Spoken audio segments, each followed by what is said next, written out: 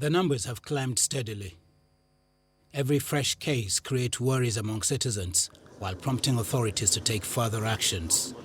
Airports shut, borders closed, offices, courts, meetings and conferences postponed.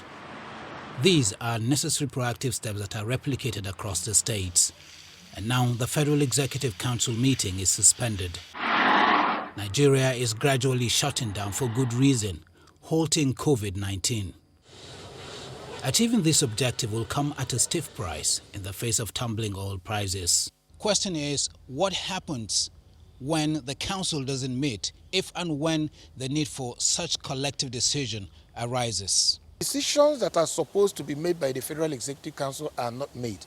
That means there will be a vacuum in terms of new policy directions, because as the situation develops, new policy directions, new directives are supposed to be issued by government, which will also take cognizance of the developments. Otherwise, we'll have a situation maybe where one or two persons will only be giving those directives, and there won't be well-nuanced discussions which will review all the sides of the case before decisions are arrived. Federal government has asked civil servants on grades levels 1 to 12 to stay at home. Now, in the long run, their absence would also have an impact on the economy, as my colleague Kayla Megwa has been finding out. Thanks, Ibrahim. We're seeing a high compliance level with staff of grade level 12 and below not showing up for work right here at the Federal Secretariat in the nation's capital. We did speak to a few people who did show up for work today, and they seem to think that this stay-at-home order will have a negative effect on the nation's economy. Definitely it will. It will, because bulk of the work is being done by these level officers. You know, the management officer, they've just minute down the file down to the junior officers. By asking everybody to stay at home, I don't think it will do us good, because staying at home without any money to back it up is another thing again. Unfortunately, we still have transporters overcrowding buses in direct defiance to the social distancing needed to flatten the curve of COVID-19.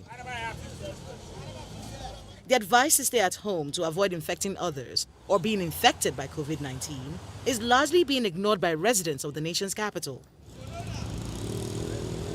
It seems like business as usual, with the usual hold-ups at the Wuse axis. There's still a heavy flow of traffic into the Wuse market as trading continues unabated.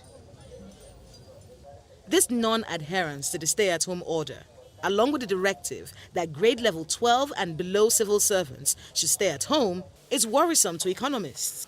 Close down the system for a period of 3 weeks to 1 month. When that happens, we can pick up ourselves from wherever it might be. And this decision should be unanimous. It should not just be federal government speaking or one state government is speaking. And I think Mr. President needs to address Nigeria and take this decision now before it is too late. Some Nigerians believe the government should have locked down the country weeks ago to prevent COVID-19 from coming into the country. One thing is certain, the Nigerian people should brace up for tougher days ahead.